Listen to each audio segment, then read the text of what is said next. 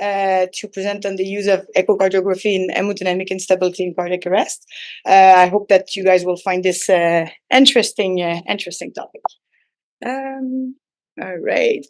Objectives of the presentation and game plan. We're going to talk about how the use of echocardiography can be useful to optimize support, identify etiology, and help a little bit in prognostication during cardiac arrest.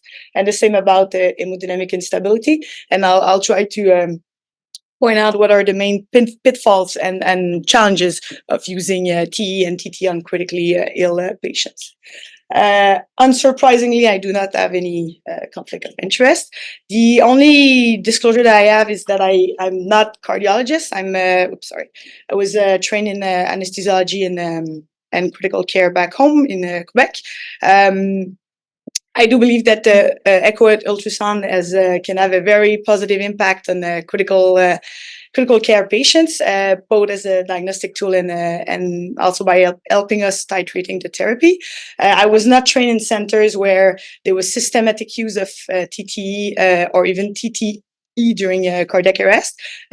So this presentation is a little bit selfish. It's also to help myself make up my mind. Is it a really useful tool? Should we use it all the time for all the cardiac arrest that happens in the hospital or not? So I hope that you guys find this interesting and useful for you too.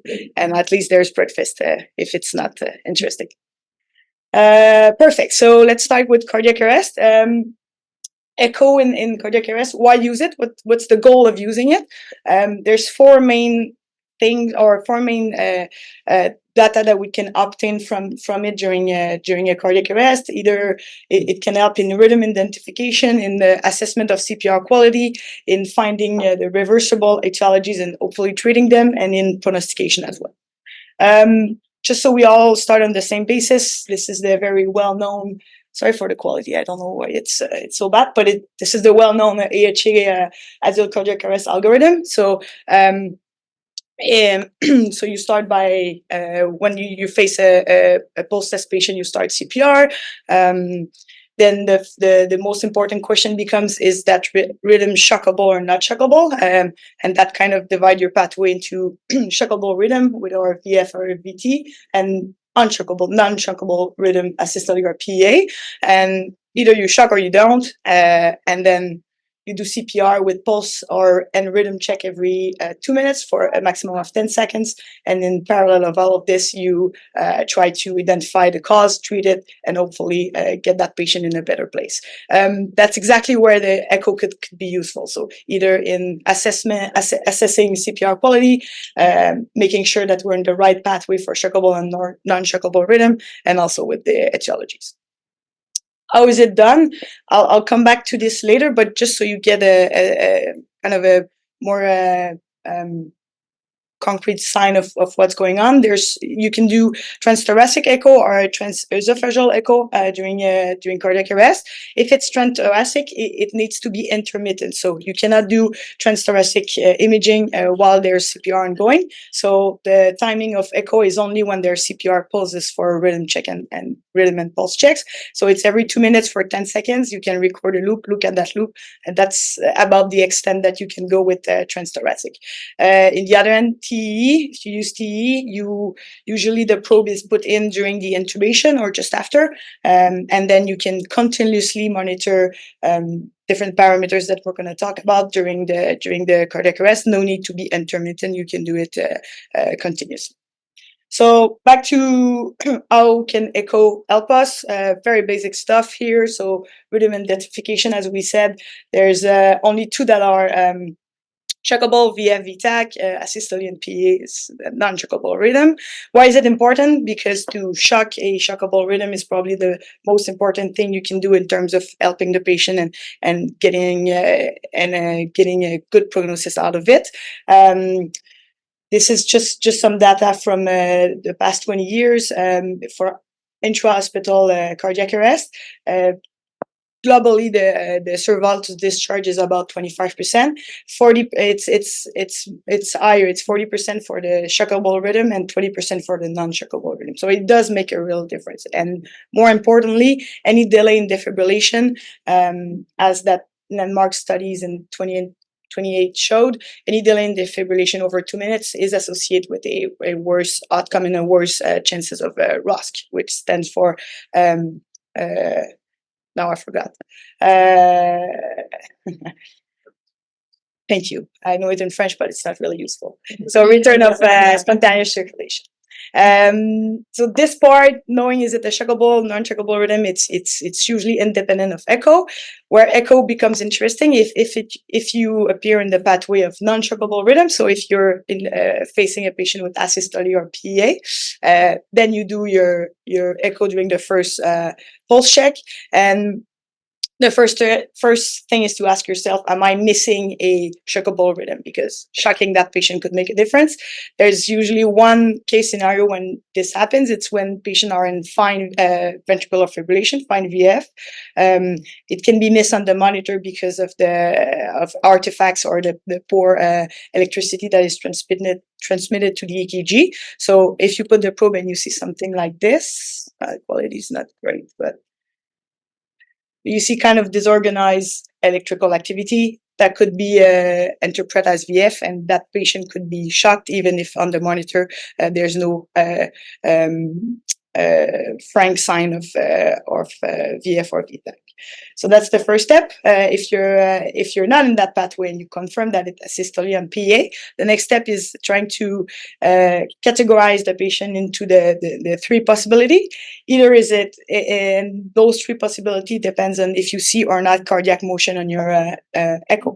So if there is no electrical activity and no cardiac motion, it's asystole. If there is electrical activity on the monitor but no cardiac motion on the echo, then it's true PEA. And no electricity and electricity and cardiac motion, then it's pseudo PEA. Here are some examples. So it's because there are compression, that's TTE, so there's a CPR ongoing, and when they stop, there's absolutely no cardiac motion, just the movement of the probe. So that's a true PA, also called cardiac standstill. If you look at pseudo PA, I hope nobody's epileptic. All right, good. So you see there's spontaneous cardiac motion. There's not enough flow for sure to find a pulse, so we're still treating a cardiac arrest, but it's not the same disease. It's not the same pathway, and as a true PA, you still continue CPR. You still treat it as a cardiac arrest, but it's more like severe hypotension. Can be more associated with profound hypovolemia, profound EF reduction, PE, but it offers different information. And what difference does it make between true PE and pseudo PA? The main difference is probably the difference there is in prognostic. So there's a few data about this. This is 2 case series, 49 patients in Brazil. The rate of ROSC was much more elevated in patients with pseudo PE than true PA or asystole. Same here from Germany. We don't see it very, very well, but if you pulled PA and asystole, the presence or absence of cardiac motion made a difference in the patient that did survive to admission. That's the biggest series we've got. 880 patients that received transesophageal ultrasound during cardiac arrest in ED. The cardiac motion presence was the single most predictive factor for the chance of ROSC and survival to admission. It was more indicative of better prognosis than the length of resuscitation or if there was a bystander or not, for example. So interesting stuff. And that's the one of the best systematic review and meta-analysis we got of the subjects, 15 studies from 2001 to 2016. And likelihood ratio in presence of cardiac motion, likelihood ratio to obtain ROSC or survival to hospital admission was 4.8 and 4.1 respectively.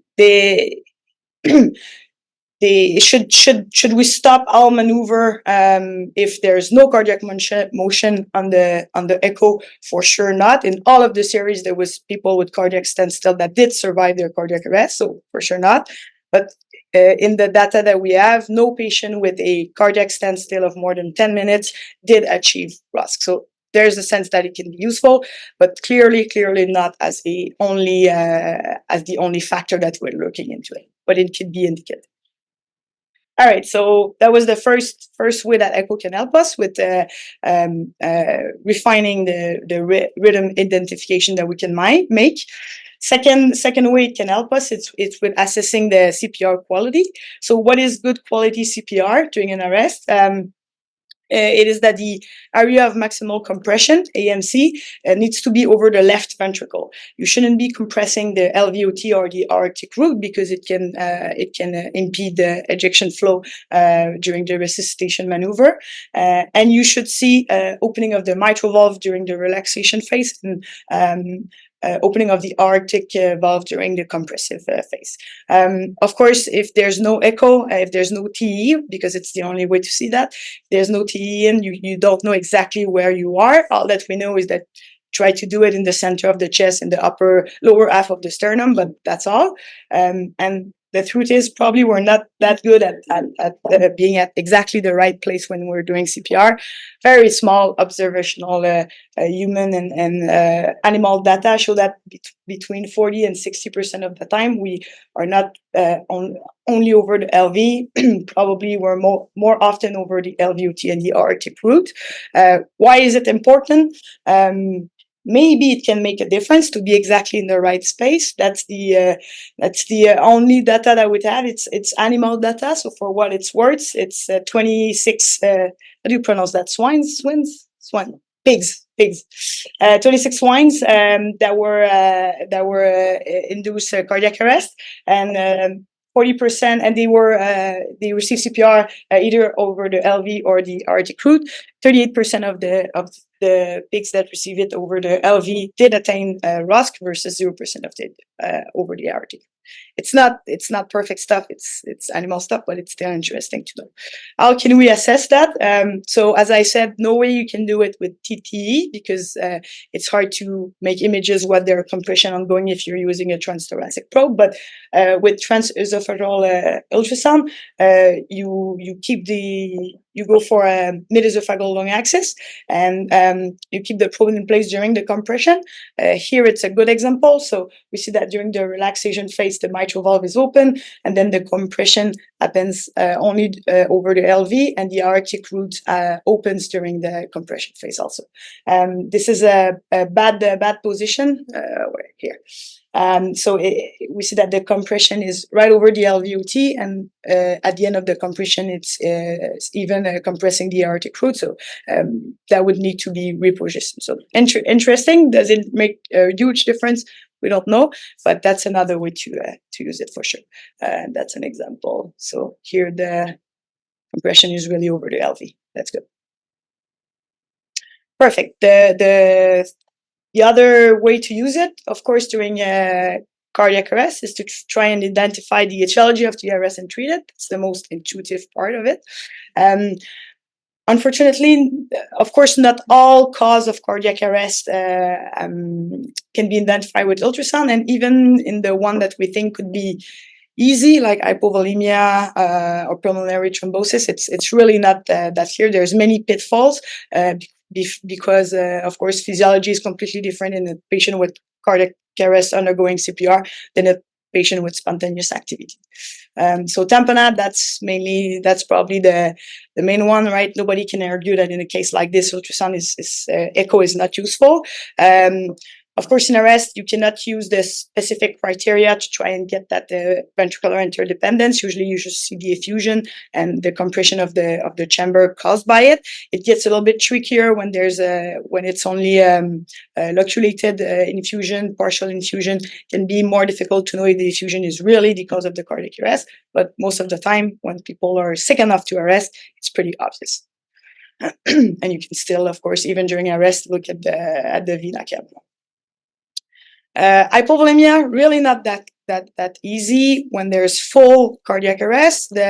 It's much more easier if we are pre-arrest or after ROSC. So you can see when there is spontaneous cardiac motion, you can see that small hyperdynamic cardiac chambers with near end-systolic complete obliteration that can indicate, and also the vena cava that is collapsing.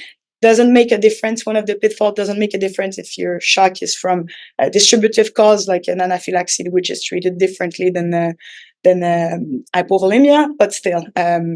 However, in full cardiac standstill with no motion, let's say, it can be quite difficult to know if hypovolemia is the only way, the only cause. But you can get other sign. Let's say you take a probe, look in the abdomen, and see free fluids. It can give another hint towards it, but that's not echo. For myocardial infarction, unfortunately, without any organized cardiac activity, there's no way to assess for regional wall motion abnormalities. So it's useful pre-arrest, it's useful post-ROSC, but during the arrest, you really can't tell if the patient arrested from a MI, unless there is frank complication of that MR, like chambers rupture with pericardial infusion, let's say. Pulmonary embolism, that's a big subject because you actually can do something. You can try and thrombolize those patients. And we, in a lot of those cardiac arrests, intra-hospital cardiac arrests, we do ask ourselves the question, is it pulmonary embolism? Should we thrombolize the patient? So if there's direct and indirect signs of it during the arrest. Direct signs, it's good. There's clot in the RA. You got your answer. Easy. This is kind of modified by Covell, so you see the clots in the RA. That's a good argument for sure to thrombolize. The thing is, when you don't see clots, then it becomes really, really, really much difficult. So all the indirect signs that we know, like RV dilatation, the flattened septum, the paradoxical septal movement, the McConnell sign, the 60-60 sign, and the early pulmonary artery systolic notching, just to name those one. They're almost all inapplicable in cardiac arrest because without flow, you cannot appreciate the difference in pressure between the chambers. But the only one that remains is RV dilatation. And so we're kind of stuck with this one. And unfortunately, RV dilatation in cardiac arrest is absolutely not specific for pulmonary embolism. Another big study, animal study, they took, that's pretty interesting. They took, for us, not for the pigs, but they took 30 pigs and they induced cardiac arrest either from PE, from hypovolemia, or for arrhythmia. And they did echo of all of them, trying to see the correlation between the etiology and the chamber quantification. Almost all of the animals had dilated RV, whatever was their cause of arrest. And there was, in proportion, a bigger RV dilatation in the pigs that suffered a PE, but nothing that the clinician doing the echo could really know. So it's not a good sign. If you arrest, your RV is going to dilate a little bit, and to know, is it from a PE? Is it from just everything else that's going on? It's really, really, really hard. That's the recommendation here from AHA. Do not use right ventricular dilatation alone to treat for a pulmonary embolism. And there was one case series of 20 patients that arrested intra-hospital. 14 of them were thought to have a pulmonary embolism from echo. They thrombolized all of them. It didn't work for nobody, and at the autopsy, only 9 had a P. So it's not a good sign. That's kind of a gray zone. It's tempting to look at the RV and say it's a P, let's thrombolize, but it's absolutely not a perfect sign. You can look for other indirect sign, like a big clot in the femoral vein, be indicative, but not all patients does have it. And the other etiology that we can treat is tension pneumo. It's not the subject of the talk today.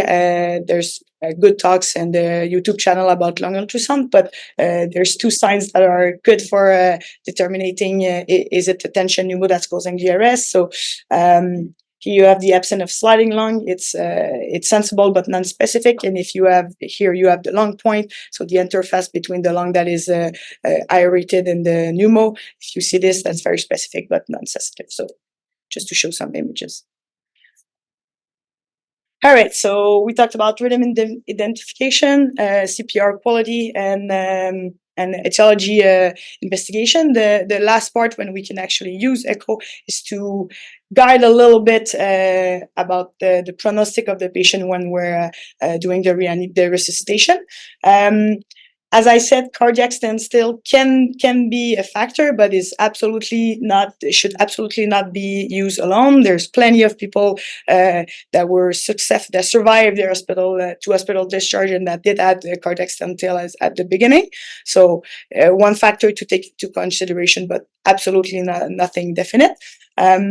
Etiology identification, if you do identify an etiology that it's a reversible one, it's worth giving yourself a little bit more time.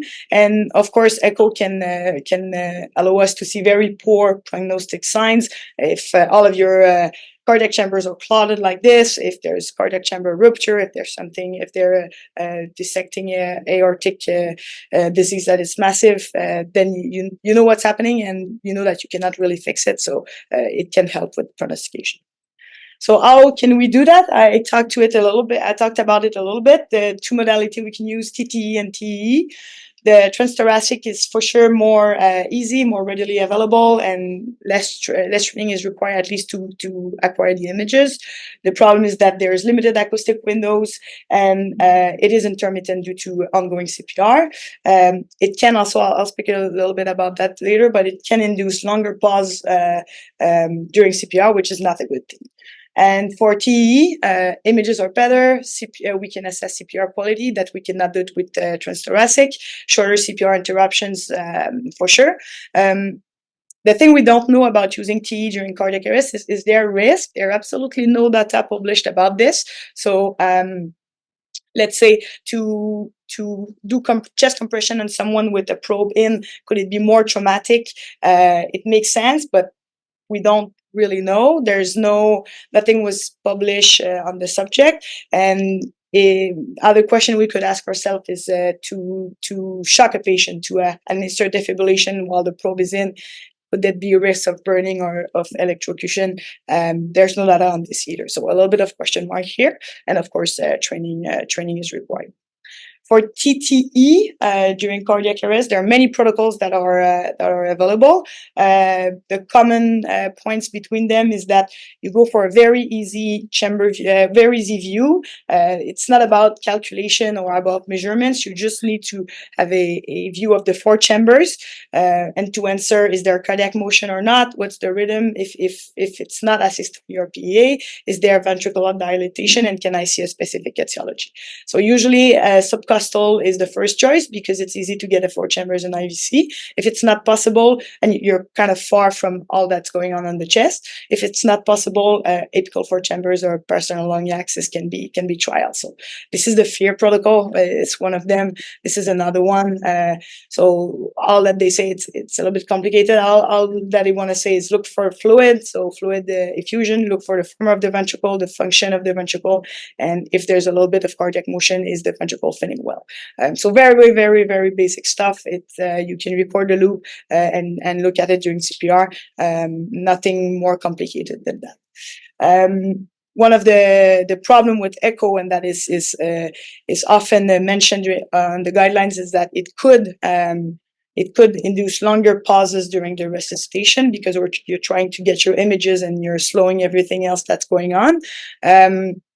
We know that CPR poses, while doing CPR, any pauses over 10 seconds is associated with worse outcome, worse chances of ROSC, worse chances of defibrillation working, and even less survival. So there is that worries. In this series, they calculated with people receiving echo or not echo during the resuscitation, and the median of the CPR pause was 11 versus 17 seconds with echo. So this is kind of the drawback that we really got to be mindful about while using it during an active resuscitation. For TE, once again, the goal is really to keep it simple. So there's four basic views that are recommended during the arrest. The mid-esophageal short chamber, long axis, the transgastric short axis, and the bicaval. Whenever you see the cardiac chambers, they can be useful for rhythm identification. CPR quality can only be assessed with the long axis, and the etiology of the arrest, of course, you can gain information from all of those arrests. Using TE during an arrest is there's many challenges associated with it. So first of all, who does it? Are we doing it? Is it the cardiologist? Is it the anesthesiologist, the ICU, the ED? That's all question that we can ask ourselves. Should all patient arresting in the hospital should get it, or should we target very specific patient? Sorry. And as I said, it's really important to keep in mind that it's a tool, and that we should in no way delay and interfere with the usual resuscitative care. So is it all? It's complicated. It's logistically complicated, but is it worth it? Is it going to make a difference for patient outcome if we do TE for every patient that arrest here? There's very few data. There's a few observational study, only one RCT, few systematic review as well. They're all with very small number of patients, and all from different contexts. So some of the arrests are in hospital, out of hospital, ED, ICU, ward. So it's very difficult to combine all of this. Honestly, there's no clear signal for better ROSC or better survival associated with using TE or TT during cardiac arrest. I wish I could give you an NNT, let's say, and tell you that if you do 10 TE during resuscitation, you're going to gain 1 survival. It's absolutely not data that we have for now. And in line with that, for now, no current guidelines from the Resuscitative Society pronounce made a clear positive recommendation. What they say is kind of non nocere, so you can do it. We don't think that it should be done all the time. You can do it, but if you do it, don't interfere with resuscitation. So that's kind of where we are right now. However, I do think that it's a powerful tool, and I do think that in some patients can make a very clinically impactful difference. We know that using TE in unstable patient does make a difference. That's a series of 274 patients from London, Ontario in ICU. They did TE for those patients, and they checked how often did it change management. 20 of them were in cardiac arrest, and 80% of the time there was changes in therapy and management, either stopping your resuscitation or tailoring your therapy that was made. So do we have enough to implement TE for all of cardiac arrest patients? Probably not right now. Should it be easily available for some patient in ED, in the ward, in ICU on request? I think so. And how can we organize that? That's one of another big question.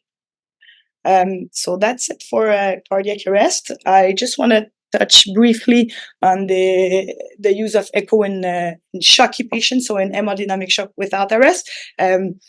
It's a very, very huge subject. I've talked a lot already, so I don't want to take too much time. But basically, the two ways we use echo is to determine, of course, the cause of instability, if there's a question mark about this, and to tailor management. Just to see how big of a difference it can make. This is one of the case from a colleague back home with great images, and this is probably more interesting than only theoretical talking. So it was a 69-year-old female, polytrauma. She was riding a bike and got hit by a car. She was really unstable in trauma bay. Abdomen was distended. The FAST was positive, so suspected hemorrhagic shock from intra-abdominal cause. She was brought to the OR for urgent laparotomy as an A case. She arrested on the way there, but ROSC was obtained after massive transfusion protocol and aortic cross-clap. The surgeon found high-grade liver and splenic injury. Everything was packed, and she remained on high-dose pressors. So the anesthesiologist just put in the probe to see what's going on. So that's the images you have.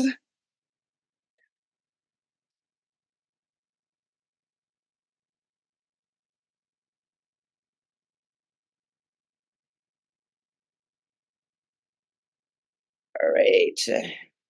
What do you guys think?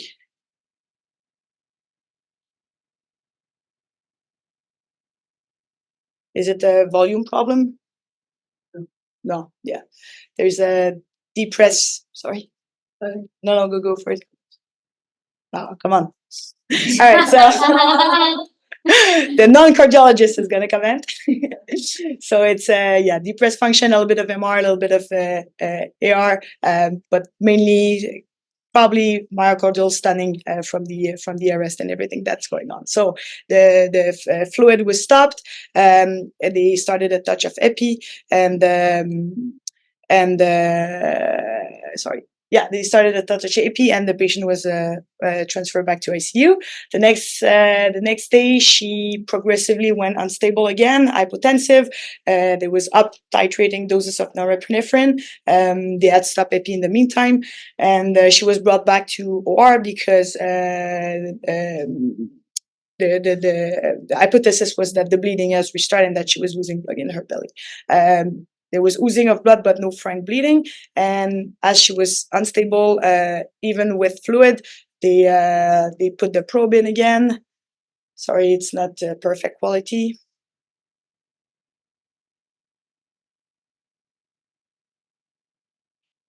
But you guys see? It's not great. Yeah, exactly. Yeah, the gradient of like 100. That's the axis. And so they stopped norepinephrine, they gave fluid, and they changed to vasopressin, and just that made a huge difference. There's still a little bit of other in the LVOT, but not as bad. So that's an example of a very dynamic patient over a span of 12 hours. There was very different finding in the echo, and there's no way without using the probe with that unstable patient. There's no way to exactly know what's going on, and no way to tailor your therapy adequately. So of course, in finding the etiology, echo can be really useful. There's a ton of algorithm out there. One that I find useful is kind of dividing between low cardiac index and high cardiac index. If it's a low cardiac index, you ask yourself, is it an obstructive shock? You look for signs of tamponade, pneumothorax with lung ultrasound, or specific sign of acute pulmonary embolism. If it's you look for a sign of cardiogenic shock with low cardiac index and sorry, we don't see it really well, but high filling pressure and signs of LV or RV dysfunction. And of course, hypovolemic shock, you can see with low filling pressure, signs of bleeding combined with a low cardiac index. In the shock that are represented with high cardiac index could be a dynamic obstruction, just like that patient that we said. So you've got that's a diagnosis that you really need echo to make.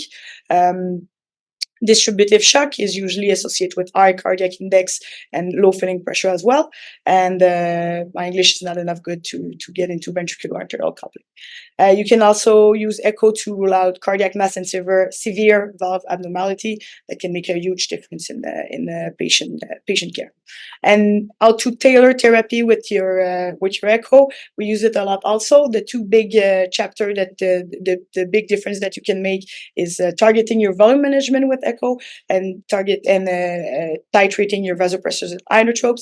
There's really more and more good data that shows that targeting volume management with echo parameters, either static or dynamic, can make a difference in critically ill patients.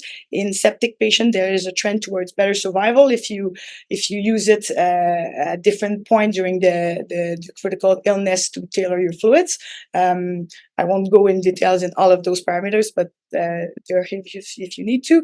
And the vasopressors and inotropes, it's less clear. Of course, it makes sense if you see a very deep press, hard to start some inotropes, but what's the cutoff to start, how to titrate it, there's nothing really clear, but it can be useful on the individual patient basis for sure.